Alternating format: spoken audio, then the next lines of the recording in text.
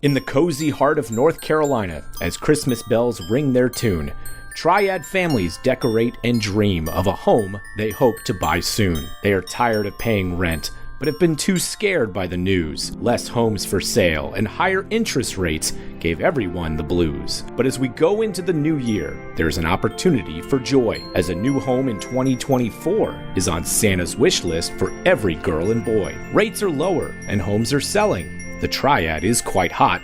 The Sharpe Mortgage Team will talk to you with great care and thought. Even if you are not ready today to take the next step in your life, we know that life can change quickly for a husband and wife.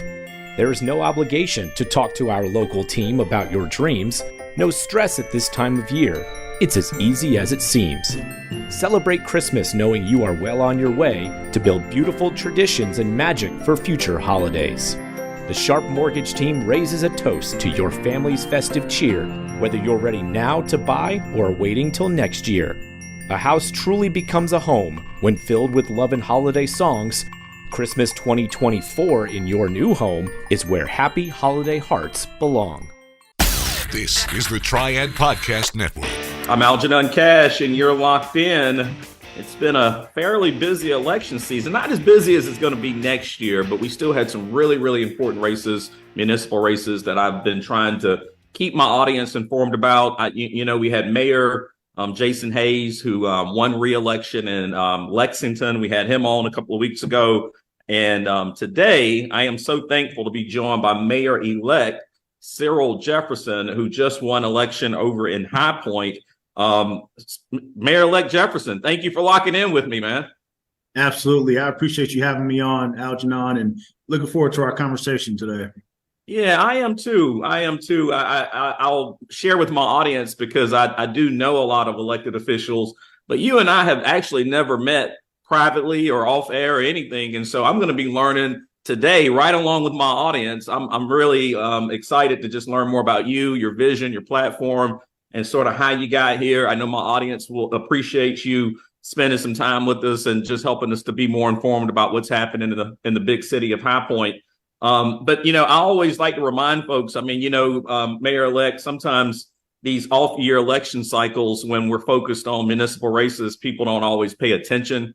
It seems like every 4 years, everybody gets pretty excited, about the presidential race. But I always want to remind people, and want to remind them again today, sometimes these municipal races are some of the most important races that you can follow. Mayor-elect Jefferson is going to have a much greater impact on your day-to-day life, whether it be job creation, quality of life, housing, all these things that are important to us. He's going to have a much bigger impact on that than the president or your senator and some of these larger races that we get so excited about. So I really think this is going to be a great conversation. And I thank my audience for locking in. Mayor-elect, just to sort of kick it off, man, making the decision to run for mayor, that's a big decision. I know you've got a family. I actually saw your family. I saw you and your family one day at the food hall. Y'all were outside having lunch, and Rebecca McGee actually pointed you out to me. So I did see you. That's a big decision. What inspired you to want to lead the city of High Point? Well, I'll tell you, a lot of what inspires me to do work, not just in this capacity as the mayor-elect of High Point, but as a city council member, as a business owner, as a former educator. A lot of that, I think, is inspired first and foremost by my faith. My faith helps me have values in which service to community and wanting to ensure that the gifts and talents and, quite frankly, the blessings of resources that the good Lord's given me and my family, we want to be able to ensure that we can give back. And to your point, no one undertakes doing this without considering how much it's going to take in terms of time and energy and sacrifice. But we've seen a lot of great things happen here in High Point, Algernon, where we've been growing our local economy. We've seen our violent crime numbers go down. We've made key investments in infrastructure and housing. We've attracted big fish such as Carolina Core FC, the new soccer team that's here, a lot of economic development announcements that you've probably seen and been a part of. Those are things that show us that High Point is on the ascension. And that trajectory is the one that requires leadership to not just be in touch with those big pieces, but understand it from a ground level. As someone who grew up here, who graduated from Andrews High School, who's raising my family here in the city, I've got roots. And for me, my stake in it, my incentive is to ensure that the city that I call home, that my family calls home, that my business calls home, is one that is bearing fruit on all sides. And I'm very proud and excited that we get to do work to help move it forward. Now, are you a native of High Point? You born there, or? So I was born in a small city called Utica, New York, which is upstate New York. So right now, if you were there, you'd be about knee deep in snow already. But my family relocated here when I was younger. And then when my mother remarried, we relocated here to High Point. And I've been here now since I was in high school. So as I said, graduated from Andrews High School. It's where I met my wife. At the time, we were just friends in school, but we grew up together as teenagers, went off to college, then came back home and connected then. So, no, that's a great story. I appreciate your passion, not just for High Point, but also for the entire Triad region, because I think we're doing so great here. So many of the communities, Greensboro, High Point, Lexington, even Asheboro. There's so many positive things happening in the region. And I'm certain you're going to make some additional contributions to that during your term and future terms. Your predecessor, Jay Wagner, Mayor Wagner, I've known him for a very long time. I've met him many years ago when he was on council. I've actually used him as an attorney. So I'm very familiar with Mayor Wagner. He endorsed your opponent, Victor Jones. He thought that maybe Victor had a better vision for the community. Why do you think you and Mayor Wagner may have been a little bit divided on how you see the future of High Point? I'll actually say, Algernon, I don't think we were that divided. I don't think he and I see High Point too differently from each other. I think ultimately both of us recognize the importance of a good, strong local economy. We also recognize that in order to do that, the secret sauce to any successful venture is partnership. And so public-private partnerships here within our local government are so integral to how we move forward. And those are things that we agreed on. And heck, if you look at the business and decisions we made on council as an elected body, if we took 100 votes, 98.9% of those votes were unanimous, if not 99+%. Every so often we have those votes where we may disagree, and that's just life. No two humans are going to agree on everything. But I don't know that I say that he and I see things very differently. Granted, we may be from different parties, and in some ways, some of our approaches to things could be a little different. But if you're asking me why that's the case, I don't know that I can speak to what's on the mind of Mayor Wagner. I know I'm grateful for the work he's done as our mayor, to be able to champion a lot of causes to move our city forward. And I'm hoping that the great momentum that has been not only under his leadership, but leadership of mayors in the past, that we can continue that going. And I feel very confident that the vision that many of us have shared on council these past several years is a vision that we will continue to fulfill. Now, I should know this, but I don't. Was your race nonpartisan, or are they partisan races over in High Point, like in Winston? They're nonpartisan. They are. Okay. But yeah, I know even in those nonpartisan cycles, people still some kind of way pay attention to party. I always like to say, Mayor Elect, I don't think either party has a monopoly on good ideas, and I don't think Republicans or Democrats know how to fix potholes better than the other ones, or make sure the police shows up on time, or the trash gets picked up when it's supposed to. And I'm a huge advocate, and I would love to see this actually happen across the state. There's a lot of communities that have went to these nonpartisan races, but I would love to see a bigger adoption of nonpartisan races, especially at the local level, whether it's city council, county commissioner, school board, especially school board. I think school board races should be about kids and making sure you got adequate schools that are performing well, not necessarily are you Republican or Democrat. But that's always been something I'm pushing on my friends in the state legislature. I think we should have more of these local nonpartisan races. To your point, I did witness a lot of the work that Mayor Wagner did, throughout his terms. He really made downtown revitalization really, really important. I know he's always talked about trying to diversify downtown so that it's not so largely dependent on the furniture market. You guys got that beautiful ball stadium now, and Stock and Grain, and Congdon Yards, and so many great things happening in terms of downtown. But you're also still not there yet. What's your vision for downtown? How do you plan to go to work in the central business district? Yeah, and I appreciate that question, Algernon. I'm actually located right here in downtown as we speak. My office is here at Congdon Yards. This is where our team works every day. And in terms of the work of downtown, to kind of talk about what we need to do to keep it going forward, it's just to do a little bit of level setting in terms of why downtown revitalization was enacted to begin with.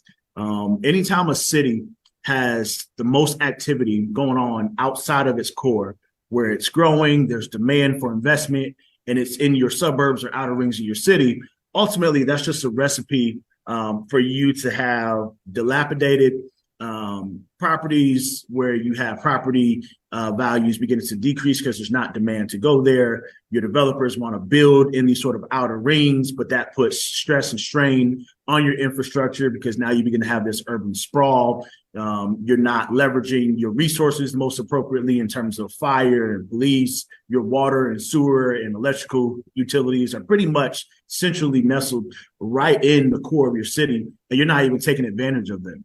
So ultimately, before we started this revitalization effort, and I try to break it down this way because some folks think our downtown investment was about you having a great time on a Friday night. And while that may happen for some folks, the truth is, if we had not done this, property values in our city would have continued to decrease.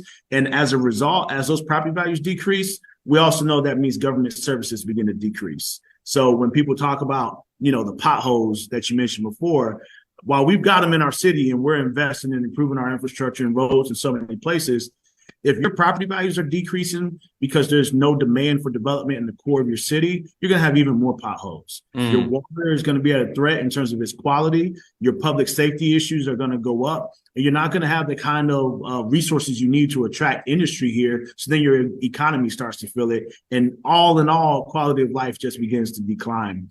And so when you talk about what we need to do here in terms of furthering the work of downtown core city revitalization, it's ultimately ensuring that we can generate demand.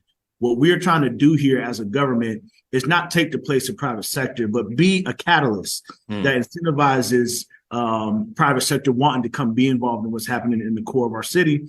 If we do that, we'll better leverage our existing infrastructure in our core, which ultimately will drive down the cost of some development.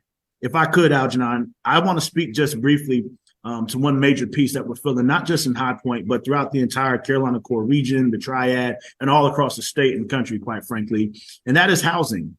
When you talk about our issues with housing, quite frankly, our supply is not keeping up with our demand. And any one of us who have taken microeconomics, macroeconomics, the first thing you learn about is that law of supply and demand. And where demand ultimately outpaces supply, you're going to have scarcity. Prices are going to go through the roof. And ultimately, what we need to do is ensure that we have the supply to keep up with that demand. And how do you do that in a way that can be somewhat cost efficient?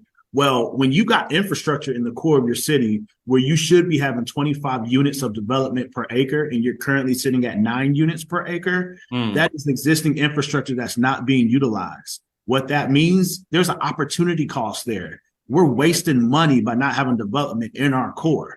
And so if we want to improve the issues regarding housing, we want it to be more affordable. We can't just simply talk about affordable housing and projects and things of that nature. What we have to talk about is how do we make development more efficient for the developer so then the end user pays less than what they do for rent and mortgage and so on and so forth. And so the work we're doing right now for revitalization, that is to generate that demand we talked about before, ensures that we can provide those good government services efficiently, give a certain quality of life, attract investment, do some more housing development, leverage our existing infrastructure, and hopefully improve life for all High Pointers.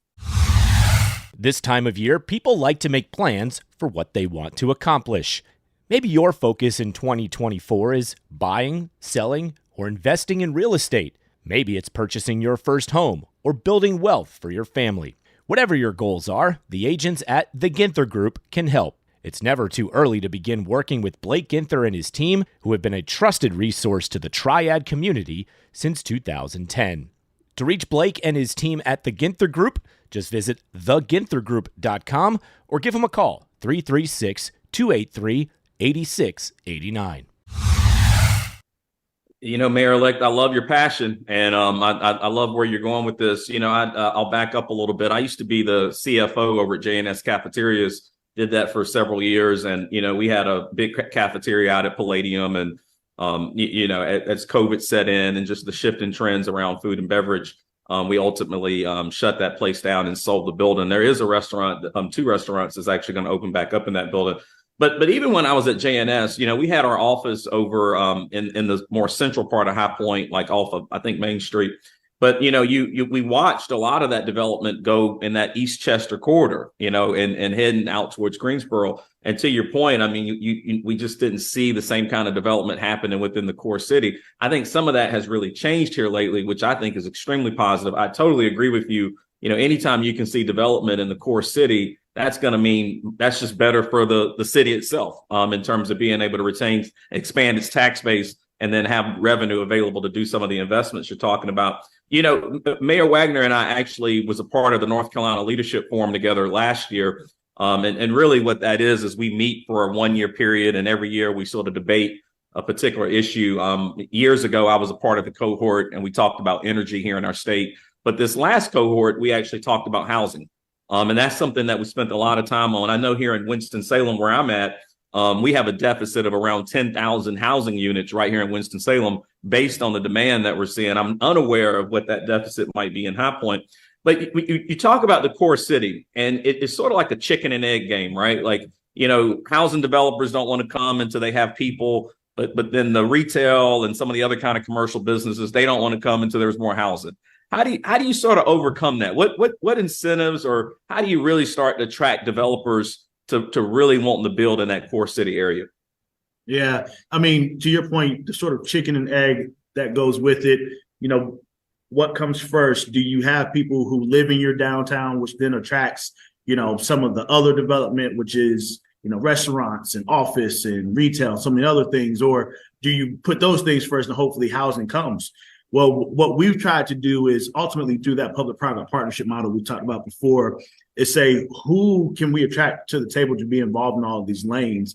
And ultimately, that means sometimes we're going to leverage some government resources to make that happen. And this is where, some folks, depending on, maybe which side of the aisle you're on, or just what school of thought you feel in terms of how government uses financing. Some people say, hey, government should just be using resources for potholes and for my water and for police. And the thing is, as I said before, until government found a way to catalyze growth in the core of our city, we were going to see those property values decline, and we were going to see those quality of government services decline as well. And so we had to make the decision, do we only care in the short term of what we do with government resources, which is the potholes, the public safety, the water, or do we think long term here and say, what is the real threat? And ultimately, government has to be the one entity that's not just thinking about the next quarter of business. Government has to think, can we be here for the generation that comes and the generation after that and the generation after that? Government has to ultimately be thinking within these sort of increments of decades at a time. And if you're thinking of decades at a time, then that means when I'm 50 or 60 years old, how do we remain financially solvent as a government? And the threat that we were seeing long term in terms of those decreasing property values meant that we had to make some key investments. We had to take $35 million and invest it in a multi-purpose stadium. Now, at the time, you had some people saying, who the heck wants to take $35 million of taxpayer dollars to invest in a baseball stadium? And what we had to tell people is that it's so much bigger than baseball. The research showed us that as you make investments in those kinds of amenities, it's going to attract private investment. And the bet that we made, Algernon, was that with that investment, with that bond, that sort of borrowing that we would do, what it would ultimately result in is $100 million of increase to our tax base, which means that we would see $100 million of investment, or we see some kind of property valuation improvement that will lead to that $100 million. And our hope was that we would hit that $100 million improvement mark over a 10-year period after that investment. Well, not only did we hit 100 million, but we hit 240 million in 5 years. So when you talk about hitting 100 million over a 10-year mark as your goal, our ROI ended up being double what we thought in half the time, right? That's 4 times better than what we thought we'd do.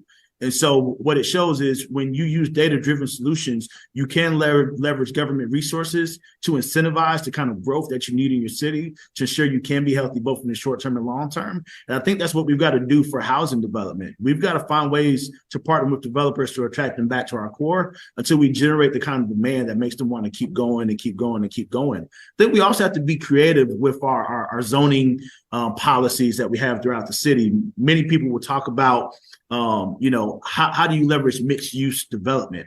How do you look at having higher density in different areas of the city? How do you ensure that where you have that density, that it's near certain amenities where people can get to food and get to healthcare and get to school and so on and so forth? And so we've got to be willing to be bold and be innovative in terms of how we attract that investment, not only by leveraging government resources to incentivize it, but looking at what we're doing in terms of our zoning policies around the city to where we're not keeping folks out of that development, but we're marching on to say, look, come be involved in what we're doing, be a partner with us and growing forward. We can't negate our existing residents and how they feel about their current neighborhoods because people buy homes expecting them to have a certain environment. If you're in single family zoning and you assume it's going to be like that while you moved out there, we can't just shock you and throw up, 4 and 5 story apartment buildings immediately, right? We've got to have a process of chatting with you to make sure that we can work together, create buffers between those developments, look at the traffic impact, right? There's a process to go through, but we have to be willing to develop because ultimately there's no way we sustain the growth that we're having here without that kind of density, without that mixed use, without the kind of approach that can ensure we are focused on growth. Well, if you guys spent $35 million on your stadium, you got off cheap. We spent around $50 million here in Winston-Salem on ours. But to your point, you've seen a tremendous amount of multifamily development spring up around it.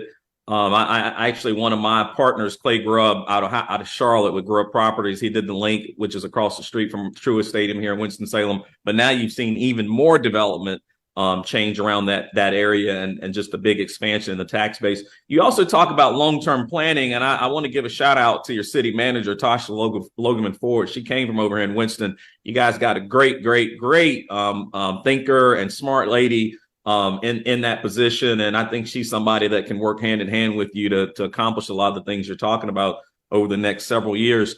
So I appreciate you, and I also want to comment on what you said about local zoning because I work with a lot of developers in my more professional role. I raise a lot of private equity for projects and do those kind of things. And I've often said that you have developers that want to do high density. They want to do more units. They want to use less land and do more units. But a lot of times it is local policy or local zoning that stands in the way of that being able to happen. And so I think it's very thoughtful for you to bring up the fact that, hey, we need to look at those local zoning policies and make sure that you're not just declining projects that could really be viable for your city. And in terms of also creating density and expanding your tax base. I do want to bring in, some of the development that has happened in downtown, and then obviously some of the development that's happened in the Eastchester corridor. Some folks like in that Washington Street area would say, hey, we've been really void of any attention and interest over there. There's a young lady named Talisa Ford that really introduced me to some of the issues over in that Washington Street corridor. How do you start to also pull in some of those areas on the east side and just make them a little bit more inclusive with the vision that you're talking about? Yeah, shout out to Talisa and the great work she's done as a stakeholder there on Washington Street. And just work she's done in general around the Triad to be a part of strengthening our local economy. To answer your question, Algernon, how do we do it? First, let me just kind of break down for some of our listeners. High Point is home to the poorest urban zip code in the state of North Carolina right now. So the 27260 zip code is the poorest urban zip code. If you just look at all zip codes in the aggregate, it's the third poorest zip code in all. The only 2 zip codes in the state poor are in rural areas, and that's where you don't see as much economic activity, and that's kind of to be expected sometimes. So for High Point to have the single poorest zip code behind 2 rural areas in our state is pretty telling. So I just try to put that out there when we talk about the work we're doing to invest in that area of town. I think the other point I want to note is I live in 27260 right now, right? The ward that I represent currently as a council member is Ward 1, and a big chunk of it is right inside the 27260 zip code. School I went to, Andrews High School, it's not technically, its zip code is just over the line in 27265, but where I grew up and spent time in 5 Points and playing out there, right, is right inside that same zip code. And so as someone who understands it, who's worked with youth from this area, worked with businesses from that area, I'm well connected to this. And so when I talk about it not just from this level of government, but from a very personal place too. But to answer your question in terms of how we do it, I think it's pretty key. You'll see investments in key projects related to infrastructure that will result in development that follows it. Right now, that Jamestown bypass that opened up not too long ago, that brings a lot of traffic now through the 5 Points area. We've already seen, as a result of that opening up, within just weeks of that opening up, we saw on the dais a number of folks bringing projects to us, proposals to do new development in areas that were pretty much adjoined to where that bypass comes through our city. And so when you start talking about how can we begin to bring investment back to that side of town, infrastructure is always going to play a big role in that. But to be clear, if we have great infrastructure that attracts new investment, that makes new development, but then we see these incredible amounts of or cases of displacement where people are having to leave areas and they're not feeling that sort of economic opportunity that comes, then in some ways you could say that we're not covering all the ground that we need to cover. I think part of the work has to say, while we're investing in the infrastructure and in the buildings and things of that nature, we also have to invest in people. I'll be clear, Algernon, and I want to go on the record saying this: the very best ROI comes when we invest in people. Government is for the people, by the people. When we do the projects we do, whether it's building stadiums or new greenways or, focus on transportation, all of these things are for people. Well, when we begin to talk about a key thing that we're very proud of in terms of economic development and all the industry we've attracted here, you go sit in any of those conferences and they'll tell you the biggest threat to industry right now is the supply of talent and labor market, right? If we don't have people with the kind of skill sets needed to fill jobs, then ultimately we're going to see the slowdown in productivity. And so where High Point is looking to be, I think, forward thinking in it is that we don't just want to do your typical workforce development, but we want to be fully integrated, fully holistic, very human-centered in our approach to invest in job training that ensures our people are prepared for the jobs that are to come. Because if we do that, not only does it give them that sense of purpose and give them the kind of skill sets that elevates them, right? But it also says to the industry, we are serious about being the kind of environment conducive for your business's growth. And so as North Carolina, #1 state in the union for economic development, right? And we've got great transportation and so many things that affects that. The way that we can double down on that is by investing in our people to ensure that they are equipped for those jobs to come. Because ultimately, with all the changes we've seen in technology, I mean, Chat GPT and AI and just the way it's blown the world wide open in terms of the things that we're beginning to see people replaced in terms of certain jobs and functions. I think we've only hit the tip of the iceberg with that current shift. We have to think about how we invest in our people so that way they're actually ones designing these technologies. They're a part of, programs that invest in them in terms of information technology, cybersecurity, things of that nature. So that way, as new jobs begin to come, not only can they fill those, but we're prepared for the shifts we see in industry and what the labor market looks like. It's time to get serious about your financial future. It's never too early, but it could be too late to get started. And that's oftentimes the hardest part, getting started. How much do I save? Where do I invest? Do I save for college or retirement? How much for each? And who do I talk to about it all? Okay, we'll keep things simple for now and help you answer the last one. We recommend you begin with a local financial advisor. And that's Jennifer Johnson of 3 Magnolias Financial Advisors. She'll sit down with you for a complimentary introductory consultation and go over all of your questions. Get started on the path to achieving your financial goals. Visit 3magnoliasfinancialadvisors.com or call 336-701-1600. Get comfortable with your financial future. 3 Magnolias Financial Advisors. Retirement, financial planning, and investments. Securities offered through Cetera Advisor Networks, LLC, member FINRA SIPC. Investment advisory services offered through 3 Magnolias Financial Advisors. 3 Magnolias Financial Advisors and Cetera Advisor Networks are not affiliated. Cetera is under separate ownership from any other named entity. Mayor Elect, I totally agree with you. I think a lot of times, especially whether it be in High Point, Greensboro, Winston-Salem, when I travel community to community across the state, and a lot of times some of the poorest people are on the east side of town. I do think workforce development is critically important. That's the fastest way to start lifting median income levels in some of those neighborhoods and in those communities, and to make sure that as some of this new development comes that you're talking about, that the same people that grew up there and live there, they'll be able to participate in that rising wave that does have the potential to lift all boats. So I totally agree with that response. We've talked about housing. We've talked a little bit about the central business district and wanting to do more development there. What are some of your other top priorities? What should people be looking for once you get sworn in next Monday at 5:30? Yeah. So, we've talked about infrastructure. We've talked about housing. We've talked about our local economy and job training and things of that nature. One of the things we heard while campaigning, and I'll tell you, Algernon, this is one of the reasons why I love campaign season, is because if you do it the right way, campaign season isn't just an opportunity to solicit people's support for, them casting a vote in a ballot box. If you do it well, ultimately campaign season becomes an opportunity for you to get regrounded in what matters. You can sort of orient yourself in the concerns and the thoughts of your constituency. You can hear from people as they talk with you about the things that either they're very excited about or the things that keep them up at night. And what we heard from so many folks, whether it was talking about different things going on, is that people felt there was this disconnect between what was going on and the people who need to be involved in what was going on, right? If you talk about the work we've just done to invest in our downtown, I can tell you every small business that's down here knows that High Point's downtown is still some years away from fully flourishing and having organic demand and foot traffic. So what that means is we have to stimulate and generate that demand to get people down there to support these businesses.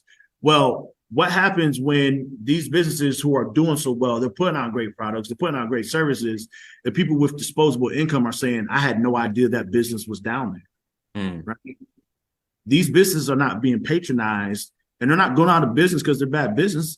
They're going out because we still don't have the kind of foot traffic needed. It's kind of a numbers thing, right? You have to have the sort of critical mass and saturation of people for these businesses in the aggregate to be able to float and make it, whether it's a restaurant or retail, whatever.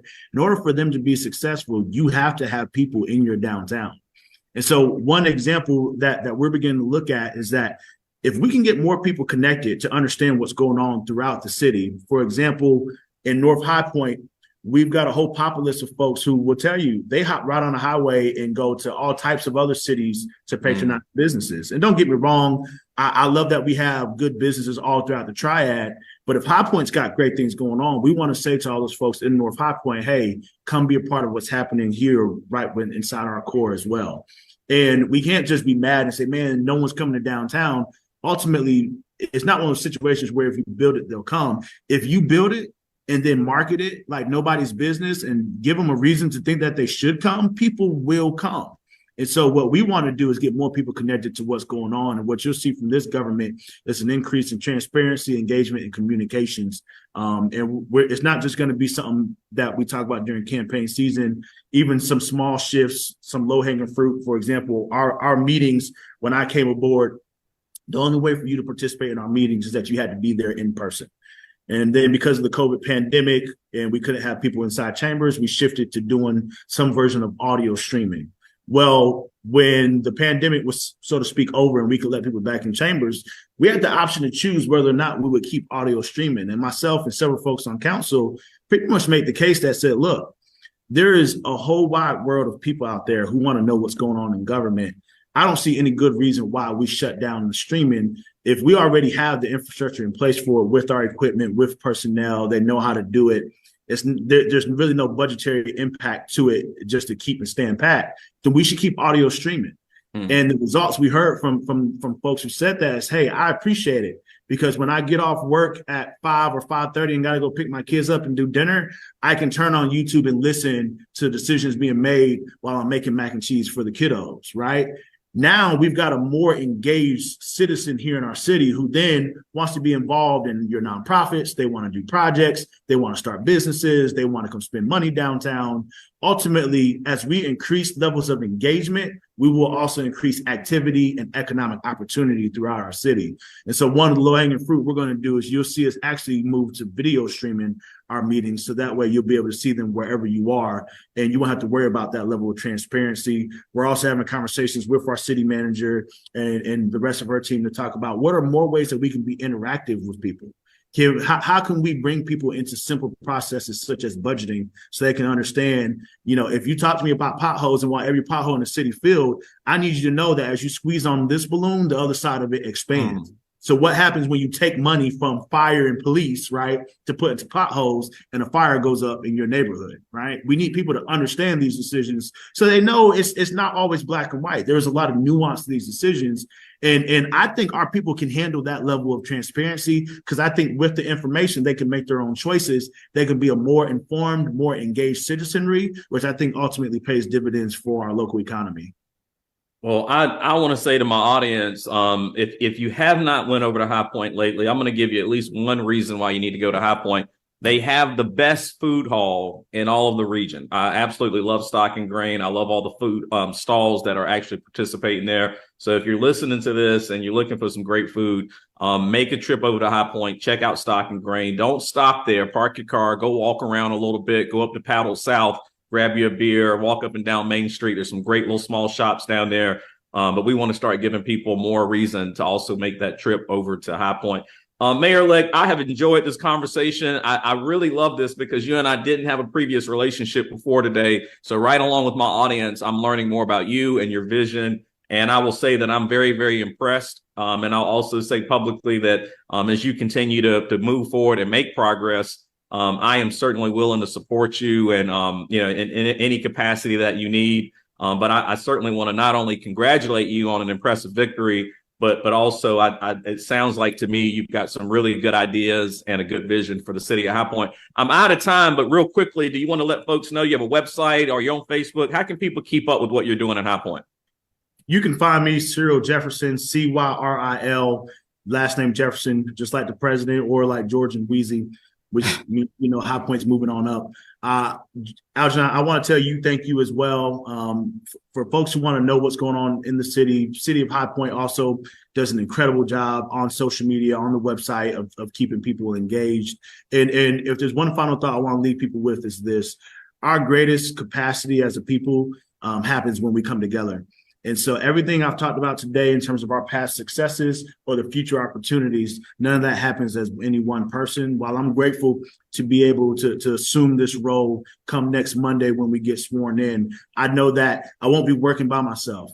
I'm so grateful that we've got a team of people, not only at the city of High Point, but all throughout our community here in this great city, as well as throughout the region, who we get to partner with as we build stronger communities and build stronger people.